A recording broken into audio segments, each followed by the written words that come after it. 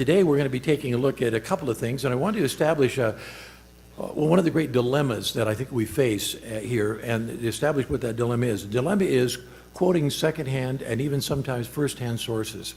First and secondhand sources, and we may say, well, a firsthand source is somebody that actually deals with an individual. He was there, he heard that person say it. And a secondhand source is that person who was there and heard it told someone else, and then that person repeated it. Much of the confusion about the Book of Mormon, and certainly about the early teachings of many of the brethren, are due to these secondhand sources. But just think of your own life for a moment and how often you've talked to somebody and they walked away with a different understanding than what, I mean, even though you're a first person. So what I'd like to do is try to establish what I call supreme source. And there are two supreme sources for the geography of the Book of Mormon. So as we take a look at that over here, you'll see it on the screen. The Book of Mormon itself is one supreme source. And the other supreme source are the actual and verifiable words of the prophet Joseph Smith that were subject to his review and correction during his lifetime. All right? So that's a pretty high standard, but it's going to be a very important standard as we kind of pursue some of these that I'm going to be talking about here in a couple of minutes. So let's take a look at that first one, which is going to be the Book of Mormon. Now, I'm going to just highlight this for a moment because that's not where I want to spend the majority of my time. I just want to just kind of point out, if we're going to have a theory about the geography of the Book of Mormon, then it needs to be consistent with the internal evidence found within the Book of Mormon. If it's not consistent with the evidence within the Book of Mormon, we got to throw that theory away. Now, that's one of the challenges that I have for the Great Lakes advocates, those that want the Zarahemla to be someplace other than where the prophet Joseph Smith said it was. And so it's an issue of, does your theory, does it match? And let me give you a prime example of what I'm talking about. And this is something we've talked about before, but I just want to highlight it for a moment. If you're going to find, I'll go over here this side, there we go, bingo. If you're going to find the lands of the Book of Mormon, one of the things you have to find is gold, silver, and copper in 4 separate areas. The land of Lehi's first inheritance, the land of Nephi, the land of Zarahemla, and the land of desolation. And the references are there. I'll let you look at them and you can check them out there. But these are the kind of phrases that are there. Great abundance, most plentifully, all manner. I mean, it's the gold, silver, and copper.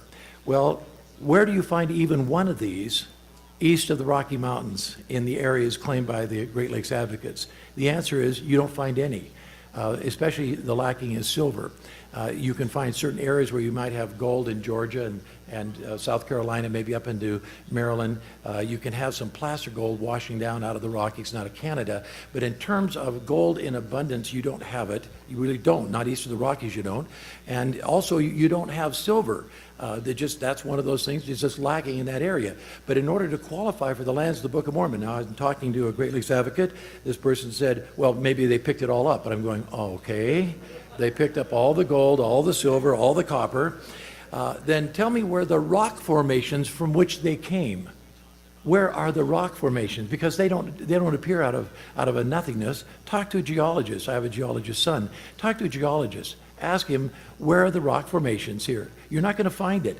And so that's an example, just one example, is that if you don't match your map of the lands of the Book of Mormon with the internal evidence, then it can't be that. There are at least 26 locations where you're going to have gold, silver, and copper down in the Mesoamerican area. For example, at Tegucigalpan, you'll find that in 1575, when the Spaniards set their capital up there, they set it up over a Mayan mine, and from that same exact mine, both gold and silver came out of the same mine.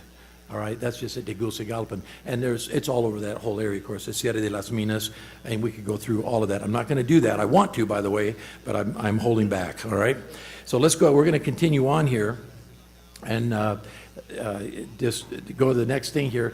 Again, this is another example of something that is kind of exciting, that you have to have a land of volcanoes. Now, let me just introduce you Dr. Jeffery Wynn. Now, his name is Jeffery Curren Wynn. He's currently a head up there in Vancouver, Washington, over 72 different. I've got some other credentials here about him. He's amazing. He's the past president of all the organizations. They've got asteroids named after him, okay? And so I'm telling you, his credentials are impeccable.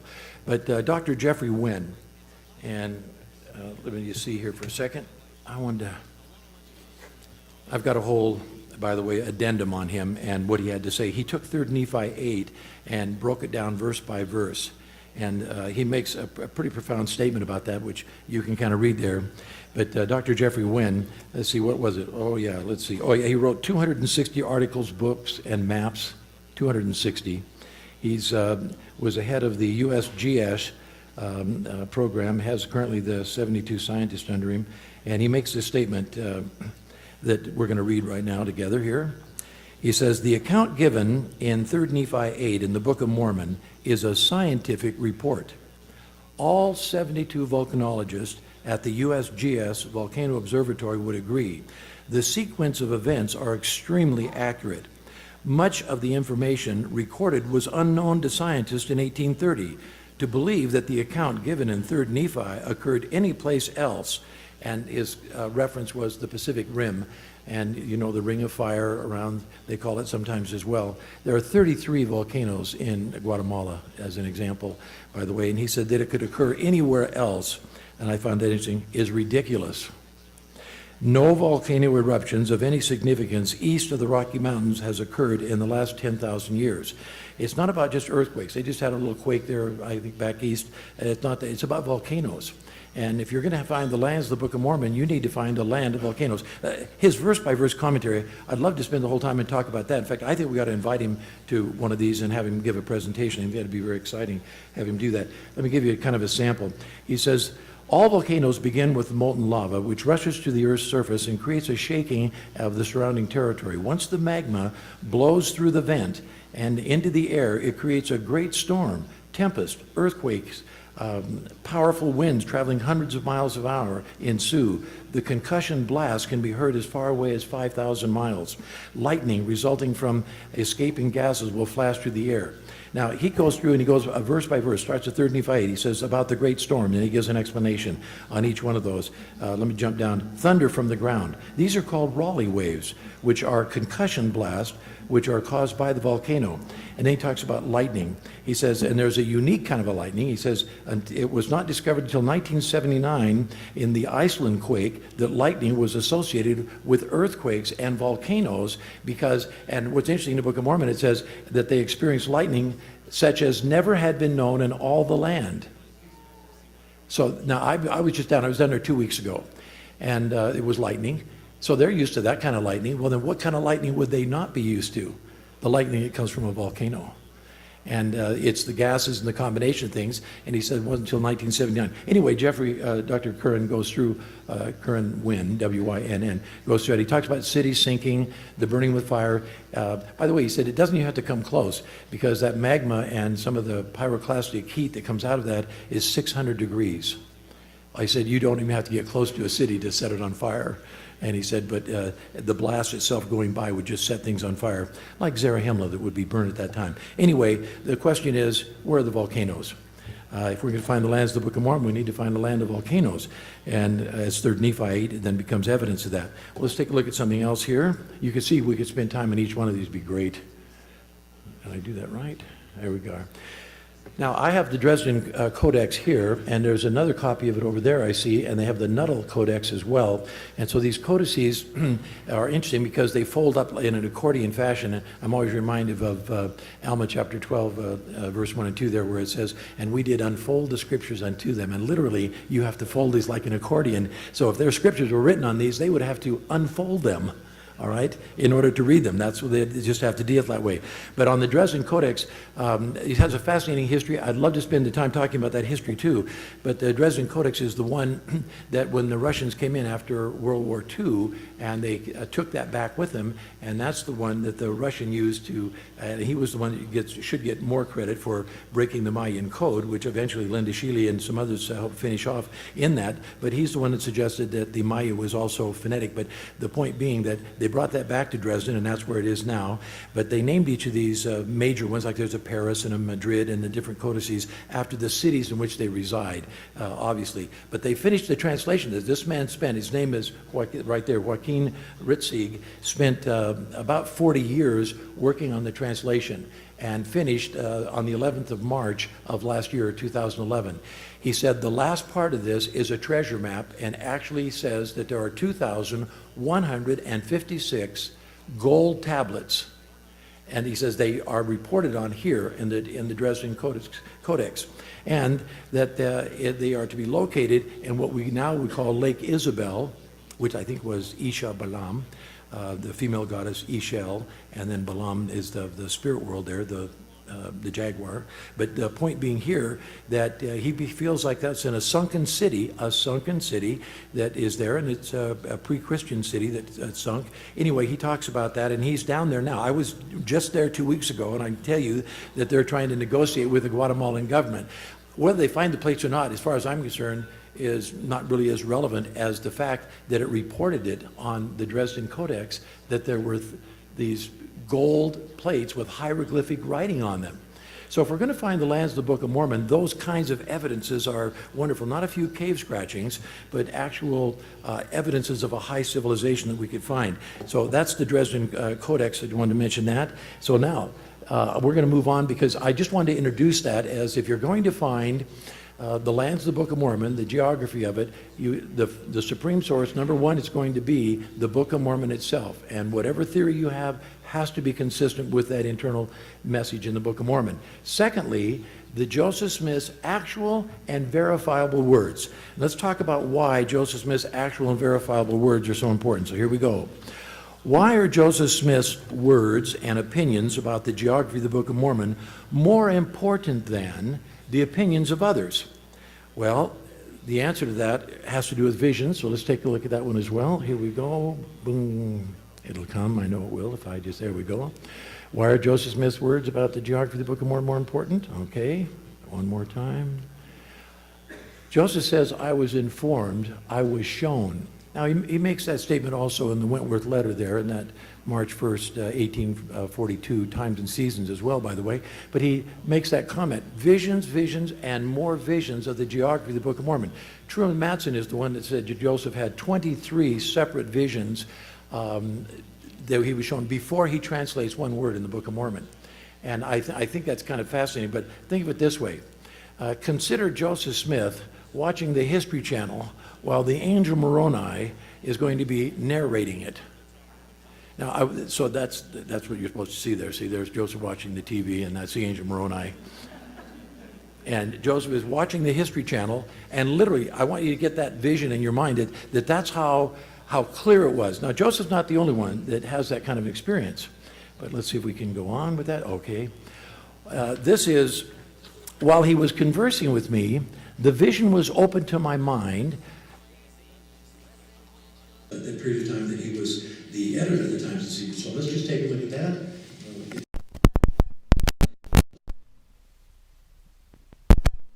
In terms of a historical document.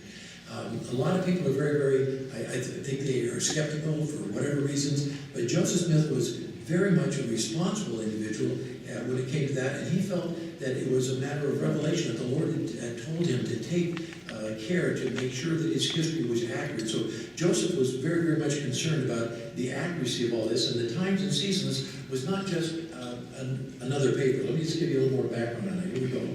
Times and Seasons, what are we talking about? Well, it was an early church newspaper published in Knoxville, Illinois between November 1839 and February 1846.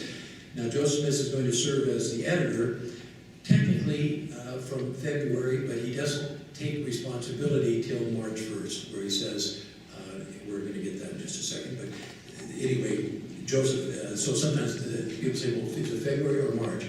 Well, it depends if you take Joseph literally. There's a word that starts in March, but there's a signature here on the February one. Yes, it does, but that, we'll get into that in just a second. So here, that's a little about that, and there we go. There were 3 specific editorials which identified Sarah Hemla being in Guatemala. And you notice it says the Guatemala of 1842, because the Guatemala today and the Guatemala of 1842 don't look alike. The Guatemala of 1842 went all the way up to the Isthmus of Tehuantepec, all right, and the northern part of that. Where Palenque is today was a part of Guatemala, and all of Chiapas was a part of Guatemala at that time. So he identifies the Zarahemla, actually the city of Zarahemla being there, and also the Guatemala of 1842, and the narrow neck or small neck of land being in Central America. And those were all stated under Joseph's editorship. Now, we'll go on here, the two editorials in the September 15th. Now, the front page editorial, this is really a critical point. And I went back, Hull University has done quite a bit of study of early newspapers, 1830s, 1840s, and they report that the primary stewardship of any editor then and now is the front page. The headlines and the front page. So the reason I say that is, can you imagine that Joseph Smith, as editor, would not be aware of the front page of a newspaper which carries his signature at the end, and also for which he's responsible? We're going to see how that works here in just a minute. But anyway, these are editorials. They were challenged by the Great Lakes advocates because they don't want Sarah to be where Joseph Smith said it was, and they also don't want to find themselves in opposition. So anyway, let's go ahead here. There's 8 Times and Seasons articles. They challenged 3 of them. It makes me believe they haven't read all the Times and Seasons, because there are a total of 8 articles that are part of the series to establish the divine authenticity of the Book of Mormon. And so these articles are very consistent, all their details. Now, I'd like you to turn to page 16, okay? So turn to page 16 in your handout. There should be enough for everybody there. And if you go to page 16, look at it, says Editorial 8. Editorial 8.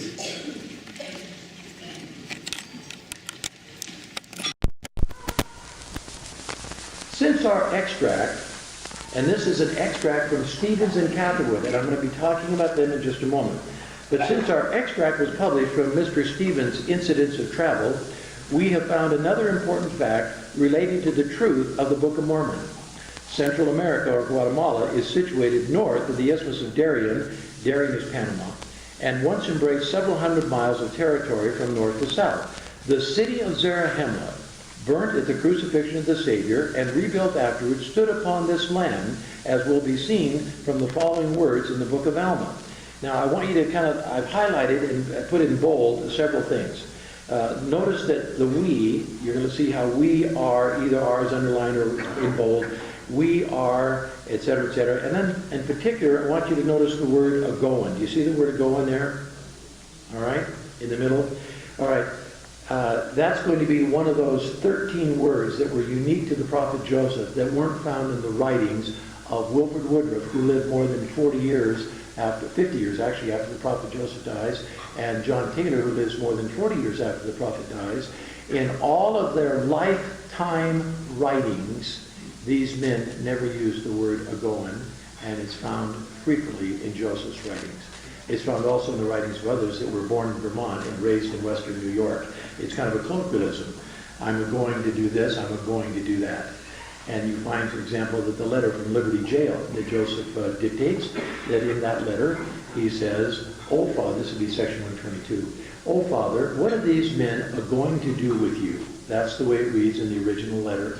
And the way we've cleaned up the English a little bit, so we say, "O Father, what are these men going to do with you?" Which is more correct English. But my point being there, this is one of the 13 words, couplets, and phrases unique to the prophet Joseph that wasn't found, and I'm going to get into more of the details of that as we kind of roll along. But I wanted you to understand also why do we have "we" bolded there? And you're going to see that in the other articles as well. Because it was the key to editorship. And and this will make more sense as we kind of move through here, okay? Let's go ahead. There were 3 men who worked in the Times and Seasons newspaper office between March and October of 1842. They were Joseph Smith, John Taylor, and Wilford Woodruff. Those are the 3 candidate authors that we're going to be talking about primarily for who could potentially have written this. So just give you an idea. All right. Great Lakes advocates and a few others have challenged the authorship of these Times and Seasons presumptive editorials. Presumptive, remember when Romney was the presumptive candidate? Well, you assume it gets to a point where you say, well, he's the presumptive candidate because he's won, but he hasn't yet been just crowned, so to speak. And so there's that element where you're presumed, where you're there. Well, Joseph is the presumed author of these articles because he was the editor that signed at the end of the paper. But anyway, the comments, and without any evidence, the Great Lakes advocates are saying that John Taylor or maybe Wilford Woodruff went ahead and wrote those articles, and Joseph was just unaware of them, of course. Now, because of that, I determined to do a comprehensive author identification study. My own doctoral dissertation, by the way, happened to be on identifying speech patterns. And so I was and I thought, I'll never use that again in my life. I can't imagine ever going out and analyzing speech patterns ever again. It was called the Flanders System of Interaction Analysis. That was the technical name for it at the time, and it was quite interesting. But lo and behold, I found that I would be using that again. So I decided and determined to do a very comprehensive study of author identification, and the results were absolutely conclusive. I used a total of 11 different author identifiers. Now, if you get into the field, you'll know what that means. Most people will use one or two. So why would I be obsessive? Because I am obsessive, that's why. And I went ahead and did 11 author identifiers. 9 of them are bean counting, meaning they're very objective. And 2 of them are what you would call subjective, because different people can interpret that information. I'll get to that here in just a minute. We'll talk more about it. But let's go ahead and kind of move on here. These are some of the doctrines that come out of the Times and Seasons. If you want to go back to the earlier part of the handout, you can kind of see that now. We'll talk about that. What were the doctrines? We'll take a look at that. The Wentworth letter, as I mentioned, the Articles of Faith. Are Articles of Faith? Yep, Articles of Faith come out of the Times and Seasons. What about the Book of Abraham? Yeah, March 1st, March 15th, May 16th. That is the Book of Abraham. For example, I brought the Times and Seasons with me. All of Joseph's 8 months were all contained within the volume 3 of the Times and Seasons. I'll give you an example. That look familiar to anybody? Okay, that's the round hypocephalus, the round disc that you find in the Pearl of Great Price there. Well, that's in the Times and Seasons. That's where that was published. So the Times and Seasons is an incredibly valuable historical document, and it's even more important because it was subject to Joseph's review and correction. All right? And Joseph was not afraid of correcting people.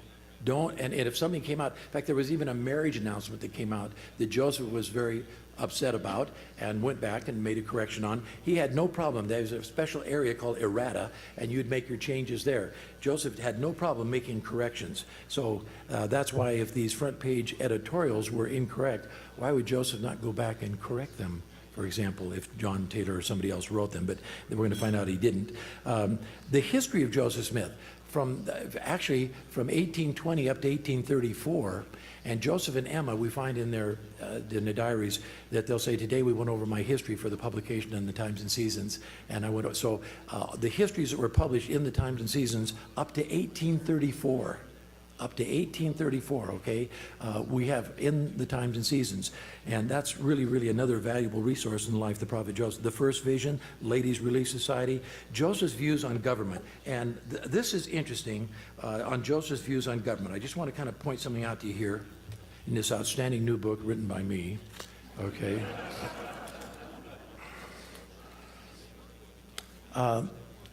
Some of the Great Lakes advocates are saying things like that the United States of America is the promised land. And I love America. I believe it is a promised land, but it's part of the promised land. And again, Joseph Smith would talk about, as the angel Moroni would say to him, this continent. He said, it's the story of the inhabitants of this continent.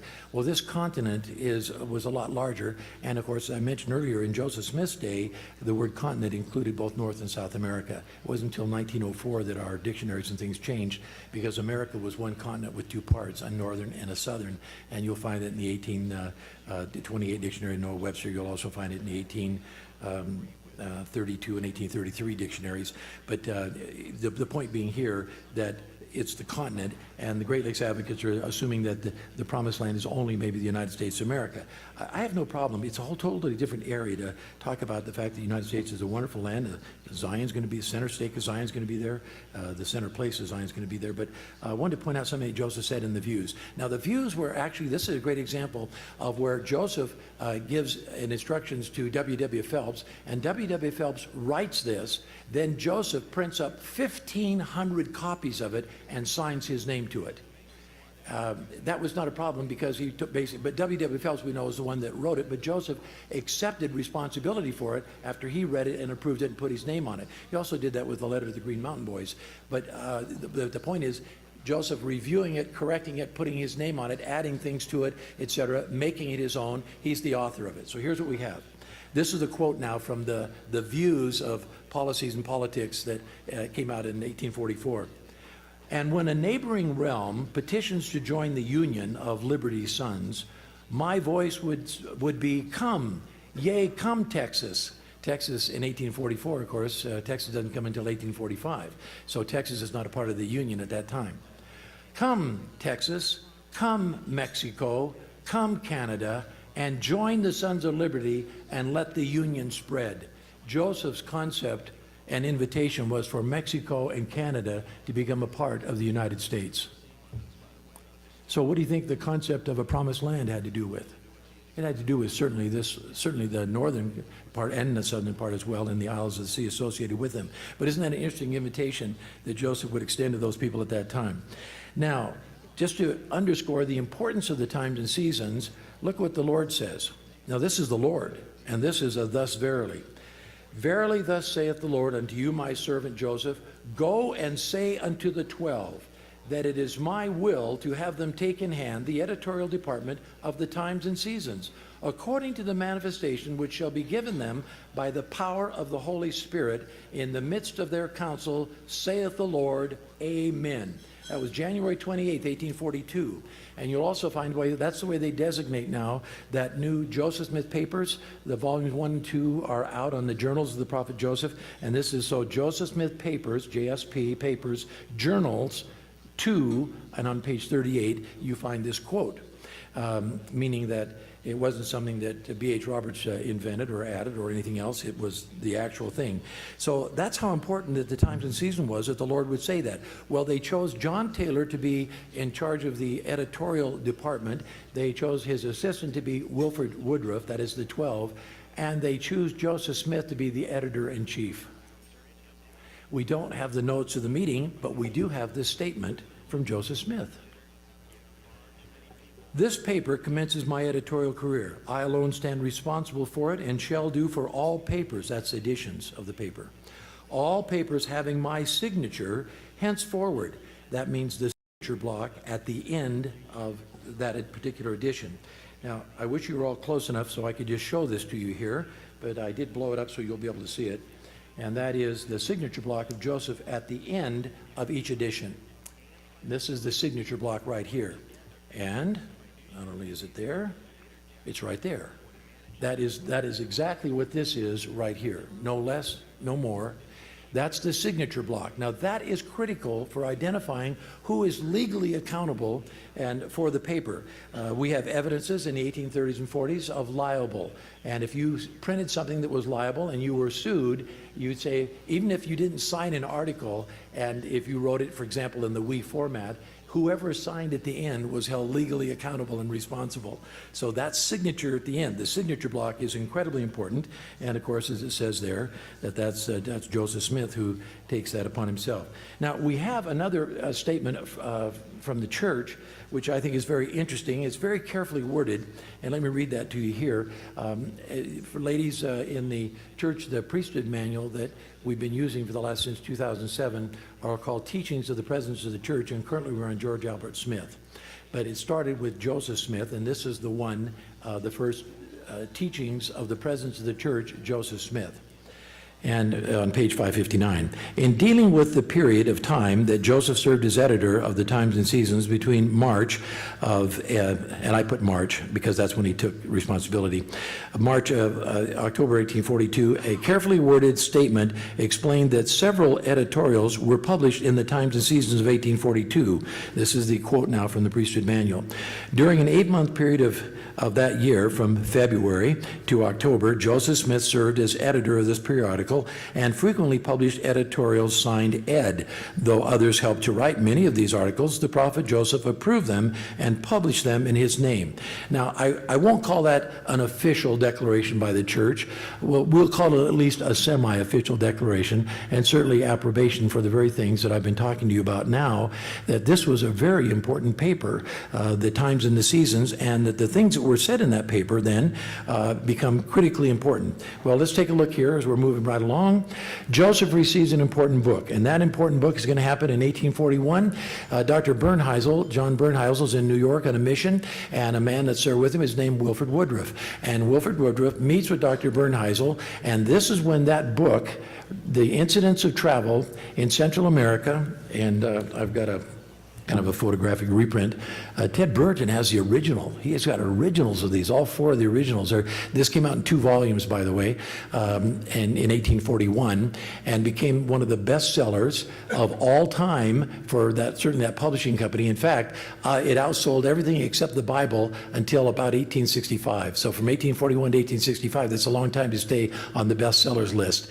And Brigham Young's going to write one of his sons and say, get rid of your Dickens, Charles Dickens, and buy Stevens and Catherwood's book. That was Brigham Young. Get rid of your other and buy this, because he wanted them to know it. So it was widely accepted, Stevens and Catherwood. But imagine, there had been no physical evidence for the prophet Joseph for all these years, from 1830 and now 1841. Well, he was very much appreciative of receiving those books, and we know that he had all 4 of them. What I didn't tell you is that Stevens and Catherwood were so successful, they went back and they wrote another 2-volume series. It was called Incidents of Travel in the Yucatan. But this is called Incidents of Travel in Central America, Chiapas, and the Yucatan. Well, this is the personal writings of the prophet Joseph Smith by Dean Jesse. And it's interesting because we have a letter here that Joseph is going to write on the 16th of November in 1841. And he's thanking, in this letter, he says, this is to Dr. Bernheisel, thanking him for the 2 books, the 2 volumes of this book. I received your kind present by the hand of Elder Woodruff and feel myself under many obligations for this mark of your esteem and, now talking about the book, and friendship, which to me is the more interesting as it unfolds and develops many things that are of great importance to this generation and corresponds with and supports the testimony of the Book of Mormon. I have read the volumes with the greatest of interest and pleasure, and must say that of all the histories that have been written pertaining to the antiquities of this country, it is the most luminous, the most correct, luminous, and comprehensive. How would Joseph know that it was the most correct? How would he know it was the most luminous? Go back to the History Channel.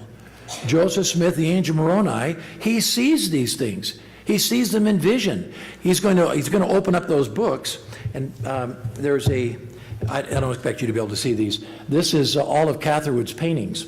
That's the artist that went, now I'll just explain to you what this is. The book, when they went down, they go down to Belize to start with, and then they start their journeys, and they go to Copan. And Catherwood was not only an artist from England, graduated from the Royal Academy, but he was also an architect. And so when he draws some of these buildings and these pictures, they're phenomenal. I mean, he does a great job. That's one of them right there, for example, out of Copan. Well, Joseph's going to open up, he's going to see that, and guess what he's going to see? He's going to see the same things that the angel Moroni showed him. That's what he's going to see, boom. And then let's go on and see. And remember, Joseph doesn't, look how exact and precise some of these drawings are. Now, they would have been in black and white in the book. But he later went up and he had an exhibit hall like this in New York City.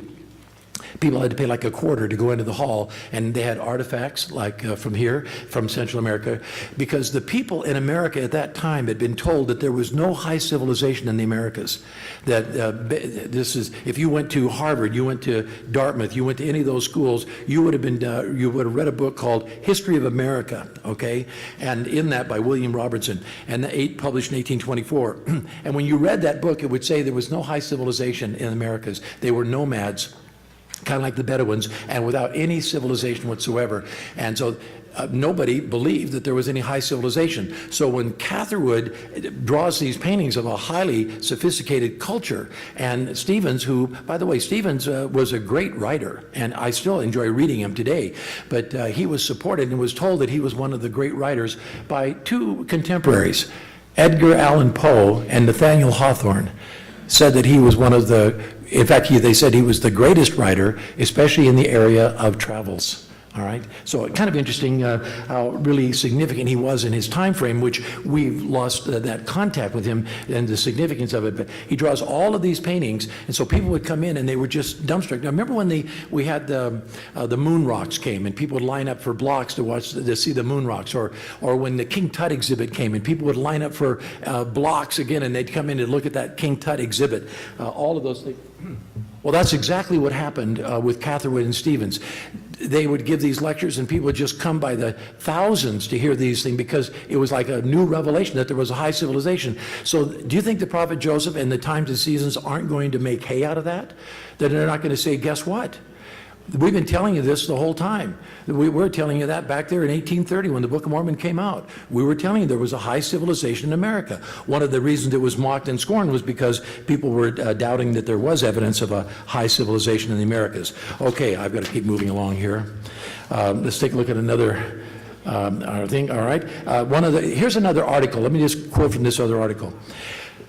I recommend you read the whole article, but I'm just going to excerpt. Stevens and Catherwood's researches in Central America abundantly testify of this thing. This particular one, by the way, wasn't challenged by the Great Lakes Advocates, but it should have been. If they're going to be consistent, you might as well challenge this one as well, even though it's also signed Ed, by the way, which means that the editor, and whose name was at the end of that edition? Joseph Smith, as editor. Stevens and Catherwood's researches in Central America abundantly testify of this thing: the stupendous ruins, the elegant sculpture, and the magnificence of the ruins of Guatemala and other cities collaborate this statement. Their ruins speak of their greatness. The Book of Mormon unfolds their history. I don't know if you remember me reading to you the word unfolds. Joseph used that word a lot. Unfolds, unfolds, unfolds. We're going to find that, and I'll talk to you about it here in just a minute too. Okay? All right. I mentioned attribution is how you identify. It means who's the author. When we talk about attribution, that's what we're talking about. Identifying authorship. There are three ways to identify authorship. I'm really now reporting from Hull University on that. The editor, that is, the editorial will sign at the end of the individual article itself as Ed. That's one way to identify it. Or if it was a person that was invited to write that editorial, their name would appear, their actual name would appear at the end of that front page editorial, for example. That was another one. Or sometimes they use pseudonyms. Joseph sometimes would use Alpha, and Hiram would use the word Omega. And the people knew who that was. That they were the co-presidents of the church, etc. The editorial article was written in the editorial we format. Now that is significant, folks. So when you find an article written in the editorial we, that is the signature of the editor, and he doesn't need to sign. He doesn't need to sign the article. He's done it by using the editorial we. This meant that the article could be signed or unsigned at the end of the individual article, but because it was written in the editorial we, using words like we, us, and our, it was attributed to the person who signed as editor at the end of the paper in the signature block. The most important attribution was the signature block on the last page of the edition of the newspaper. And that went for all the early church newspapers, whether you're talking about the Evening and the Morning Star with W.W. Phelps at that time, or you're talking about, pick a church newspaper, turn to the last page, and all papers at that time, turn to the last page, you'll find the signature block of the editor. Okay, well, keep on going here. I hope we're keeping on going, all right. I want to talk to you about this comprehensive author identification study of these. I took those 3 editorials because those are the ones challenged by the Great Lakes Advocates. So I took those 3 in particular. And the process, let me just move right along here, because the process, the ones they challenged, involved comparing the editorial words in the editorials in question. That is, so I went back to the editorials, now some of those editorials were 3,000 words long, but their editorial comment wasn't 3,000 words long. And I want to explain one other little thing to you here. Sometimes you say, well, why didn't that person sign as editor? Well, if he took somebody else's work, he couldn't sign the entire article as the editor. So what he would do is he would put their article in, and then in the midst of it, make an editorial comment. So he wouldn't sign as ed at the end of the article because the article was actually somebody else's, but his editorial comments are easily identified by saying, we would like to make the following observation about the above article, that kind of a thing. And so it became very obvious that that was an editorial comment. So I didn't count the non-editorial comment words. I just took the 906 editorial words that were a part of those that were very definitely belong to that. Now, I used for a resource a wonderful thing that came out in 2005, and it's the LDS Collectors Library 2005 edition from LDS Media and Deseret Book, and it contains a comprehensive collection of lifetime writings of key LDS persons, okay? And it's really quite comprehensive. Millions of words. All right? Couldn't do this without the computer. Wouldn't be able to be done at all. Now, I'm going to go to this next one, but I'm going to kind of go through it very quickly because I want to you have a copy of it. Those are the 11 areas that I looked at. In other words, author identifiers. They're sometimes referred to them as discriminators. We're going to discriminate. We're going to use this. And number 1 up there is words unique. That's words, couplets, phrases that are unique to one author that aren't found in the writings of any other author. They're found in the articles. See, let's get the Unabomber's letter. So we read the Unabomber's letter. We say, all right, now we're going to get some other letters and see if we can find anything unique in the writings of this man that aren't found in the general writings but can be found over here in the writings of the Unabomber. And that's part of what they did, by the way, and using that very thing they were able to identify. Is that a sign for me? It's not, is it? I'm good. All right. Okay. That means there's a fire. We better get out of here. Yeah, all right. I'm not leaving. All right. So I'm going to go through them now slide by slide here and just kind of give you an example of each one. You have them down there, and so we're going to go over it here. There's the 13 words. You have a copy of them. Those words were unique to Joseph Smith and not found in any of the writings, not any of them, of John Taylor or Wilford Woodruff. That's their entire lifetime writings. Then discourses that were all published. I'm talking about everything in the Journal of Discourses. Somebody said, well, yeah, but you had a scribe write that down. Are you sure that they wrote it accurately? We also had scribes write down all of it, and the assumption that is made there is that the scribes are going to be fair in making their mistakes to everybody. You see what I'm saying? There'll be kind of a uniform, so it kind of eliminates itself as a primary concern. But anyway, take a look at that for a moment. There's 13 statements that are found unique, and the very bottom one that's in red there is a goin'. And that's the nail in the coffin. That is absolutely the nail in the coffin. But these others are unique. They're not found in the writings of John Taylor or Wilford Woodruff. And I actually looked at even more than those ones. But let's take a look at discriminator number 2. And I'm going to just explain this to you here. And I'm going to do this rather rapidly. My wife says this will bore you and you'll all be asleep before I get done with it.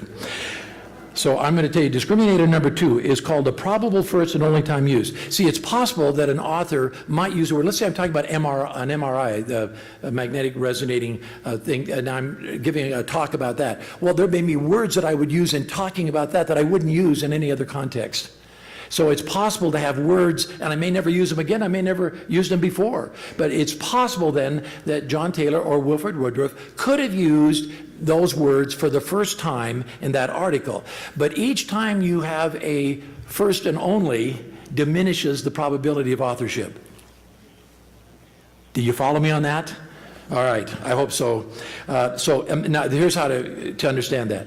Imagine that you're going to write a 906-word editorial wherein for the first time ever in your life you used a word that you had never used before and you would never use again in all of your writings and discourses for the rest of your life. When you deal with what I affectionately call statistics, you have you always have these margins of error. You have to include them, and generally we're looking at it, and you're going to find today it's kind of magically about the number 4. If you have a margin of error of 4, you say, okay, that's reasonable. Joseph has 2, by the way, here. 1 out of every 450 some odd words in Joseph's here is going to be a new probable first. But look at John Taylor. Imagine you're going to write something, and every 70th word you're going to introduce a new word you've never used before and you'll never use again, and you're going to use that for 906 words. Every 70 words, you're going to introduce a new one. This eliminates John Taylor as a potential author. I don't even need to go on with the study. I could have ended it there, but I'm obsessive and I didn't, all right? Number 3, Wilford Woodruff, 1 new word every 26 words. Do you know how insane that would be? If you're doing, when you talk about standard deviation, you have a mean, that is the average, and then you have a kind of how far away do you get from the first standard deviation, the first standard, second, third. We would be out by the 9th standard deviation. There's no such thing. That's so far out there, it'd be like saying, well, on this DNA thing, you're 1 out of a billion chances. It's so removed, it's so remote. This eliminated John Taylor and Wilford Woodruff, but we're going to go on anyway and take a look at another one, and that is vocabulary size. What was the vocabulary size? Now, how do you do that? You eliminate all the duplicate words. So out of every 906 words, and we're going to take numerous samples, and we're going to say, what's the average vocabulary size that these men used to write a 906 words? So extracting from the many, many writings of John Taylor, Wilford Woodruff, and Joseph Smith, also W.W. Phelps, by the way, and some others, but they were eliminated. So we're down to the 3 that worked in the office at that time. And the bottom line there is that both John Taylor and Wilford Woodruff had about a 23 to 25% larger vocabulary than Joseph Smith did, and yet whoever wrote those articles in the Times and Seasons had a 300-word vocabulary. All right? Joseph is the only one in the margin of error. He's the only one. By the way, you never expect a perfect match. You just don't. But look at the difference there. 297, that's Joseph's average. That's based on 3 separate 35,000 word samples. 35,000 word samples. Okay, 105,000 together. That is so far beyond what's necessary to establish a good baseline that that's why I double dog dare and challenge the Great Lakes advocates to replicate this study.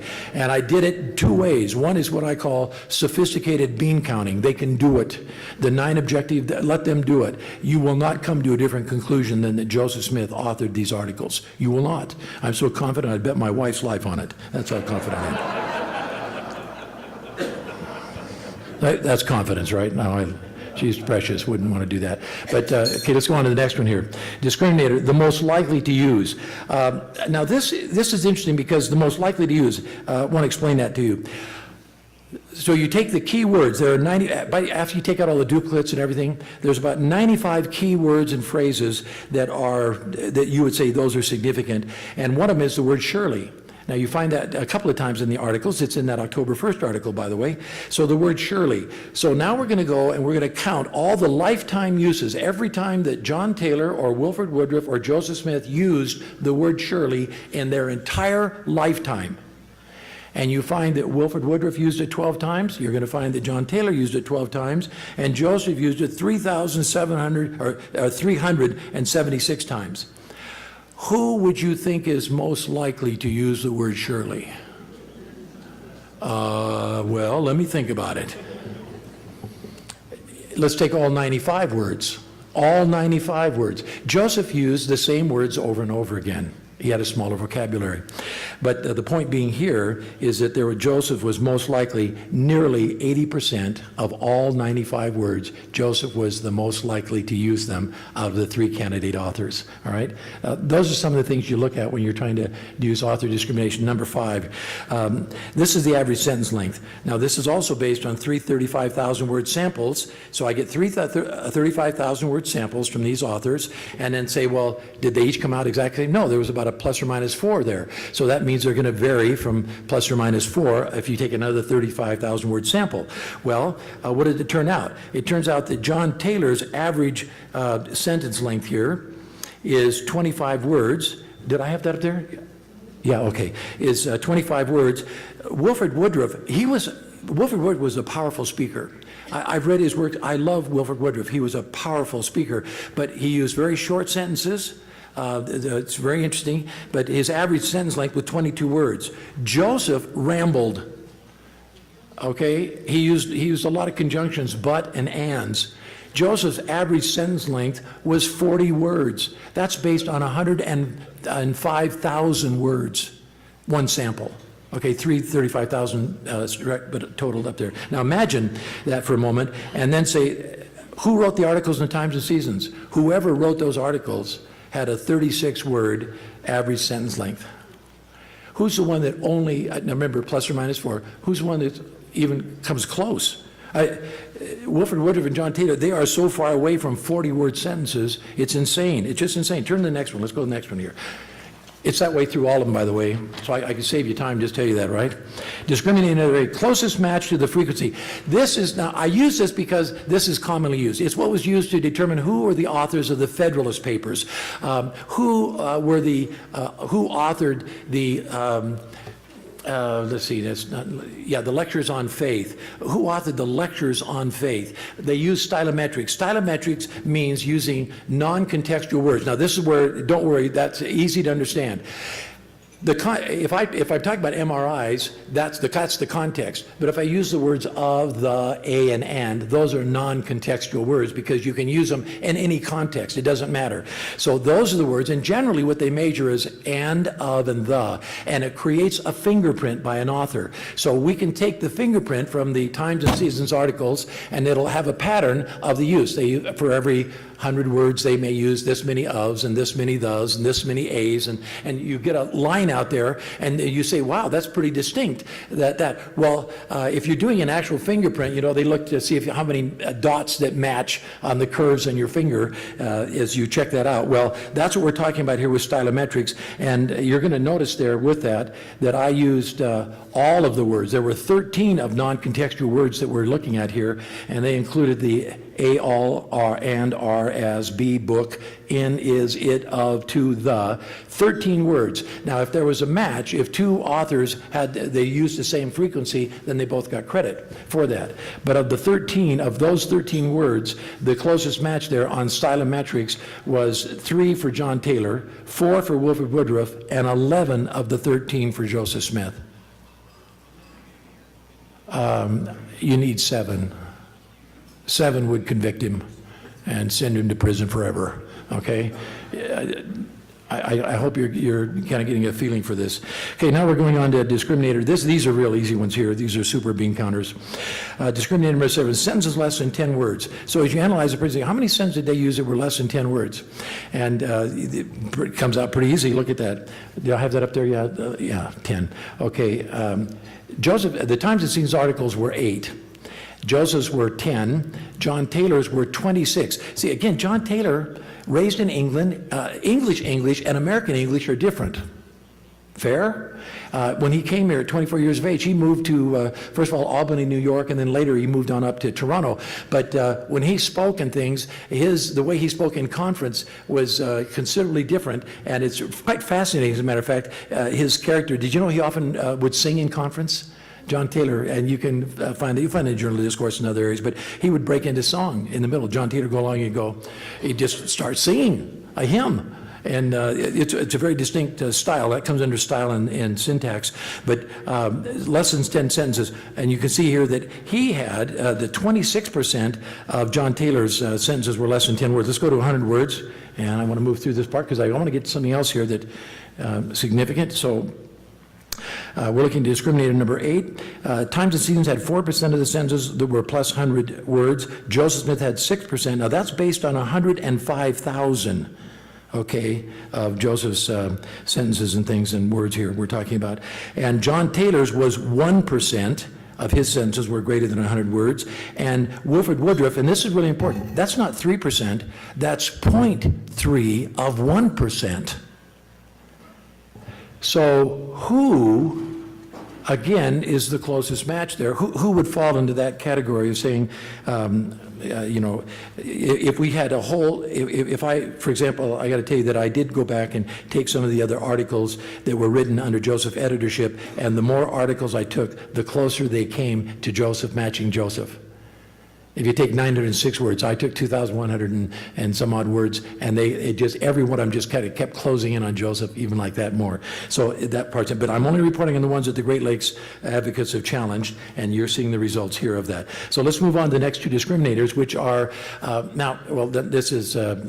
this is rhetorical questions, but it's really interesting under rhetorical questions. Look at that. Look at John Taylor. 15%. Do you really mean that? That's a rhetorical question. Are you kidding me? That's a rhetorical question.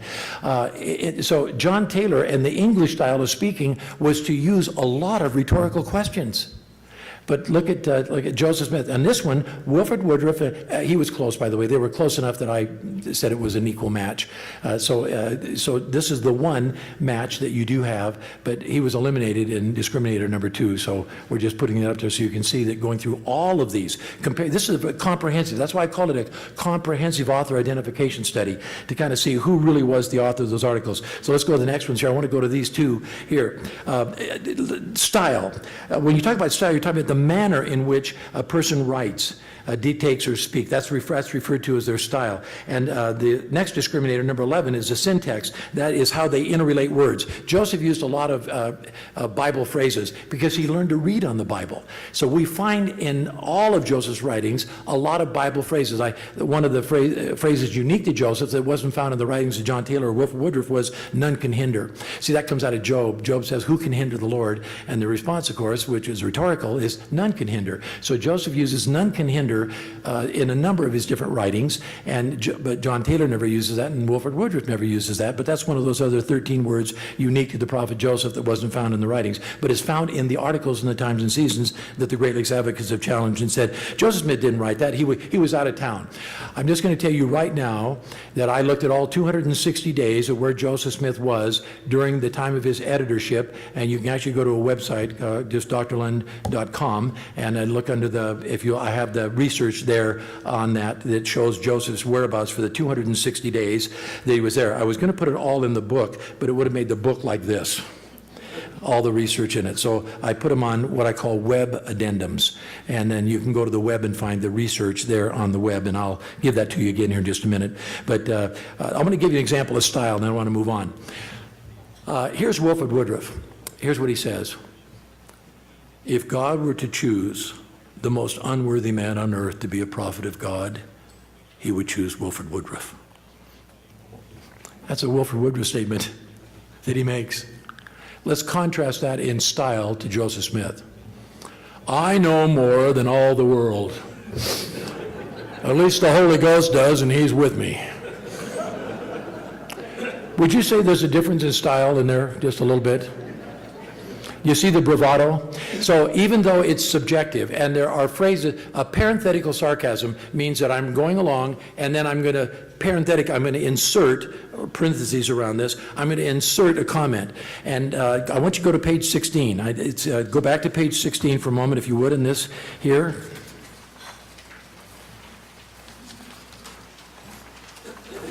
And let's go down to the very middle where it says, it is certainly a good thing for the excellency and veracity of the divine authenticity of the Book of Mormon that the ruins of Zarahemla have been found where the Nephites left them. All right? And that a large stone with engravings upon it, as Mosiah said, a large round stone with sides sculpted in hieroglyphics, as Mr. Stevens has published. Now, he published that, and I can tell you it's on page 104 here of his book, but he says, who are these people? We've been told that they were savages, but savages never carved these stones. Savages never built these buildings. I mean, that's on page 104. But he says that, and so Joseph is making a comment now on Stevens. So let's go through. As Mr. Stevens has published, is also among the left remembrances of the to him lost and unknown. That's a parenthetical sarcastic statement. And Joseph will use that also when he talks about Alexander Campbell in the Evening and Morning Star. He'll say, well, it may be far above Mr. Campbell to acknowledge someone as lowly as I am. I mean, There's some sarcasm in that, but Joseph wasn't above or below or whatever you want to talk about using that. But that's an example of a parenthetical statement that's thrown into the middle. Joseph used that a lot, much more than, well, in fact, exceedingly more than either of the other potential candidate authors. So that's where that comes to. Okay, well, let's go back. There's a lot to read there. That's why I'm just going to leave that with you as kind of information. And let's go back now and just tell you.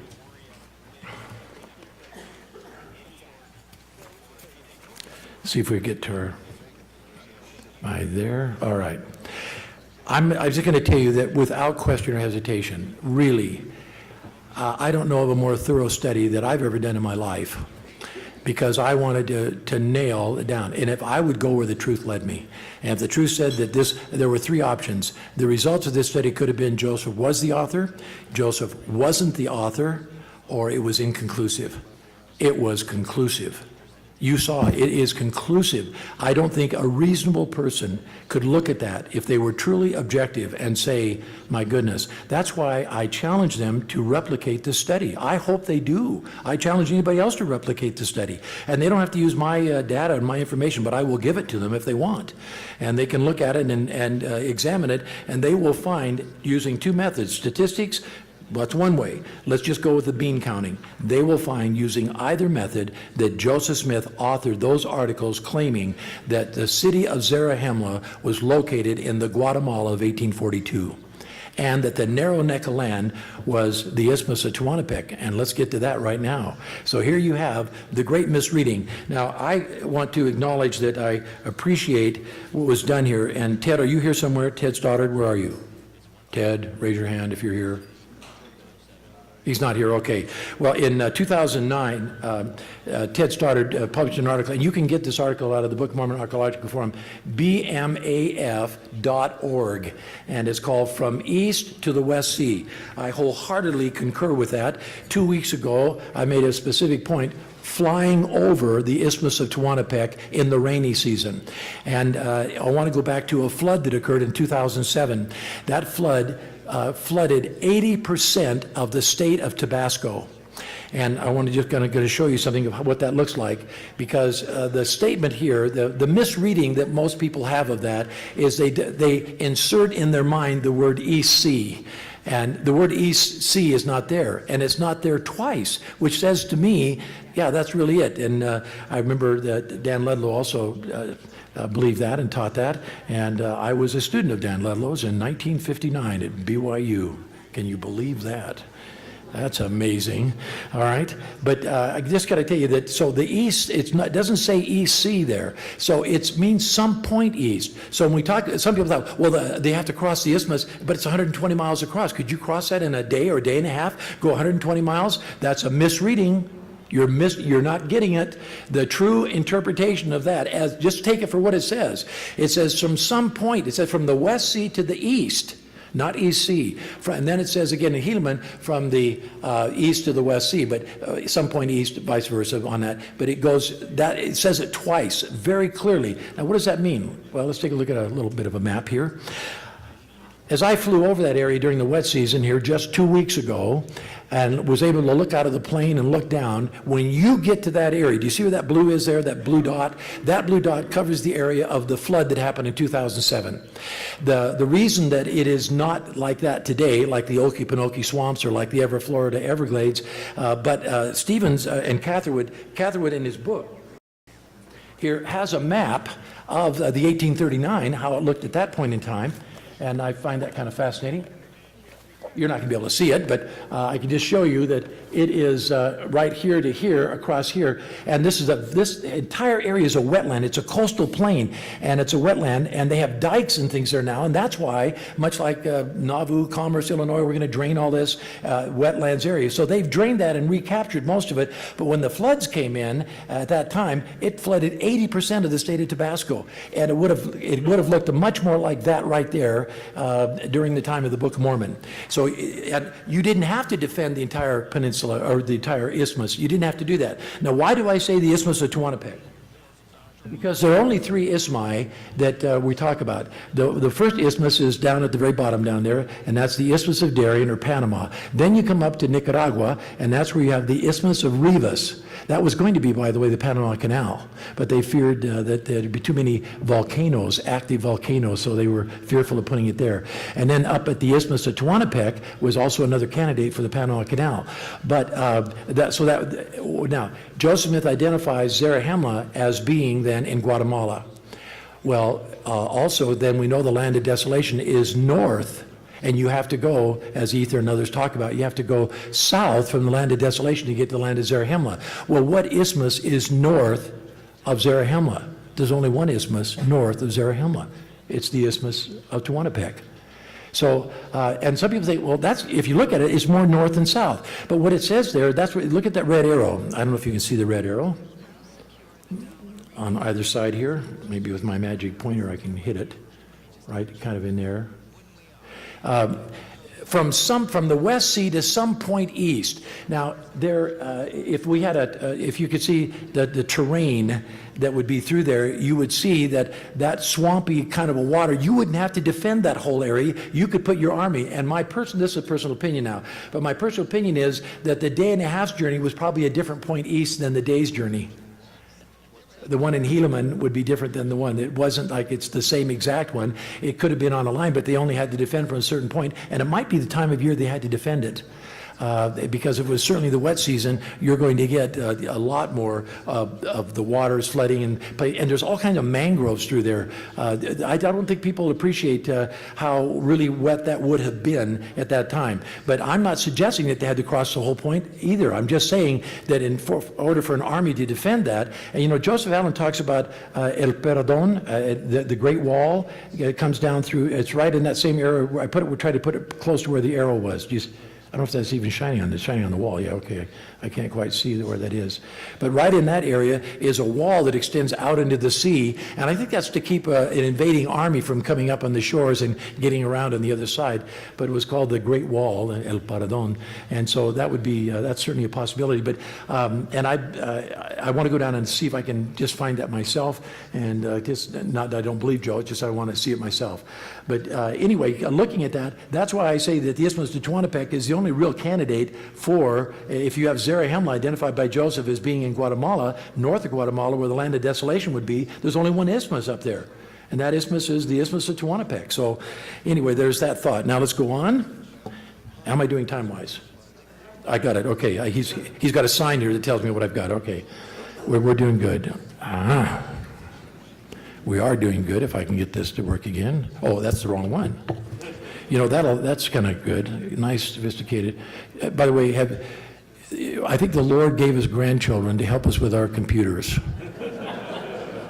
I have no question about that. I've got all these grandkids, and I just go, help, and they come in, and they hover over the thing and chant a few times, and it works. And I don't even go there. What I wanted to kind of, I'm not going to go into all of the challenges with the Great Lakes Advocates. I'm going to leave that for you. I cover that. If you're interested in that book, it's in the book. I want you to know I cover the challenges made by the Great Lakes Advocates, and I answer every one of their questions about Zelf, about the Oliver Cowdery Cave experience, about Joseph Smith's whereabouts. All of those are to get into that. And then I ask them questions that they have not answered one of. Not one.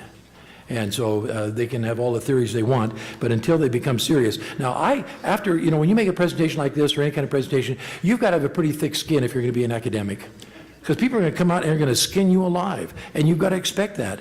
And so I hope that they're able to see that I have no personal animosity toward any Great Lakes advocate.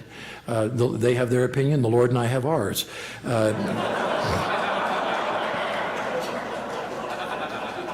Well, maybe that's a little narrow. I should probably be a little more open to that. But let's take a look at the Law of Moses. This is significant. This is highly significant because the Book of Mormon is from the time of 600 BC until 3 Nephi 15. It is a Law of Moses book, and if I do nothing else, I hope to impress upon you that thought, because when you think about the Law of Moses. In fact, let's turn to, part of the page 107, 108, 109 of my book are in here, by the way. Let's go to page It's the last 3 pages. So let's turn to page 18. Turn to page 18. I'm just going to highlight this because if you read just these 3 pages alone, you will become convinced that the Book of Mormon was that the keepers, and here's what Neil Maxwell said, the Book of Mormon peoples, though Christians, were tied much more strictly to the pre-exilic law of Moses. See, Lehi leaves Jerusalem before the Babylonian captivity, that's pre-exilic law of Moses until Jesus came, than we in the church have fully appreciated. Elder Jeffery R. Holland insisted that it is important to understand that for 600 years the descendants of Lehi observed the law of Moses, and scholars of the Book of Mormon like Hugh Nibley and John Welsh and Gary Gillum and Don Norton and others have all supported the concept that the prophet historians of the Book of Mormon were keepers of the law of Moses. And anyway, there's a lot of that. And if you read, and I've got all the references here, so I want you to look at those, but you start out with Father Lehi offering up a thank offering a couple of times there when they get the plates, when the boys come back, all of that. And then later you're going to get all the way through the Book of Mormon, but I'm going to jump ahead here to the very last quote on page 18. 200 years after Lehi left Jerusalem in 400 BC, the prophet Jerem declared in solemn terms, and now, behold, 200 years had passed away, and the people of Nephi had waxed strong in the land. They observed to keep the law of Moses, and the Sabbath day holy unto the Lord, and they profaned not, neither did they blaspheme, exhorting with all long-suffering the people to diligence, teaching the law of Moses. And it's going to go all the way through, and it says they did keep in all things the law of Moses all the way through. Do you think that means the Passover? Well, let's take a look at some of the implications of this, and you'll see that I've identified one of them up here. One of the implications of keeping the law of Moses is that understanding that Nephi was justified in killing Laban. There's 5 reasons under the law of Moses why Nephi was justified in killing Laban. All right?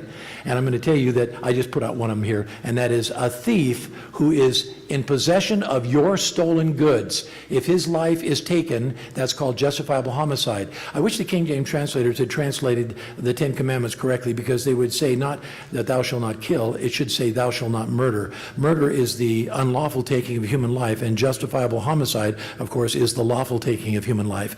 And in war and in other cases you have that. So moving right along, that's kind of fascinating. Quickly here, Sherem, he accused Jacob of blasphemy. Well, in Leviticus 24:16, the penalty for blasphemy is death. But if you're a false witness, in Deuteronomy 19:19, if you're a false witness, you're to suffer the death or the penalty that you accuse the other person of falsely. So that's why Sherem dies. All right? Doesn't have to be stoned here. He's going to die because he accused falsely Jacob of being a blasphemy. And just very interesting. And you notice earlier the statement made by Jeremy, we do not blaspheme, we do not do this, do not do that. Anyway, I'm going to let you read all of that on your own. If we do this here, and let's get to this one, and then I'll kind of conclude on that thought. If you're going to keep the law of Moses, and these people did keep the law of Moses until Jesus came and said, the law is fulfilled in me. And if you're going to keep the law of Moses, folks, one of the things you're going to keep there is you're going to keep the, I'm back to this particular one, you're going to keep the calendar. This is Exodus 12:2. This Passover month, the word Passover is inserted because that's the context. This month shall be unto you the beginning of months. It shall be the first month of the year to you. So when you read in the Book of Mormon, the first, it says this, and it was in the first month, and it mentions the first month. And ironically, of course, in the Book of Mormon, it means the months first, second, third, fourth. That's the way it was done during the pre-exilic time, before the Babylonian captivity. Once in the Babylonian captivity, it was then they named them. They took the names of the Babylonian calendars, they adapted them to their own names, and for 2,450 years or so, we've used the Babylonian names for the Jewish calendar. Why didn't Joe Smith use those Babylonian? He took a Hebrew class. He should have known that. He would have known that. But why did he call, in translating the Book of Mormon, first month, second month, third month? And the answer is because that was translated document, and that's the way it was referred to, because Lehi left Jerusalem before the Babylonian captivity, and that's the only way they referred to the months, was not by the Babylonian names, but by first month, second month, third month. Anyway, something Joseph would have known, would not have known maybe at that time. But the thing is that they certainly would have followed that. Now, what does that mean? That means this, that we can read the Book of Mormon, you know when the first month is. The first month is always, take it to the bank, always going to be between March 21st and April 25th. March 1st, April 25th, always. Even today, you're going to find, because they use a lunar calendar that's adjusted by the solar equinox. And every year they adjust that. That's why our Easter and their Passover celebration is always either together or within 11 days of each other, and we have that. So when it says that Lamanites are going to come to battle in the 10th month, they're going to come in January and February. I want to ask my Great Lakes advocates this. Are you kidding? Buffalo, New York, Zarahemla, Iowa, in January and February, naked, their heads are shorn, and they're coming in loincloths. I would say one more time, save your arrows, Nephites. They're going to freeze to death because many are cold and a few are frozen. And but once you're able to identify the months there, that can kind of help you as you read the Book of Mormon. Well, I just would like to say it's been a great privilege and opportunity for me to be here with you. The other ones, you have copies of the other part of that, and you can look at these topics. And if you want to go to that www.drlen.com, you can pick up some of the statistics. Now, my wife tells me that she gave those, has that done and sent them off yesterday, so they may not be on the website until sometime later this week. But thank you all very much.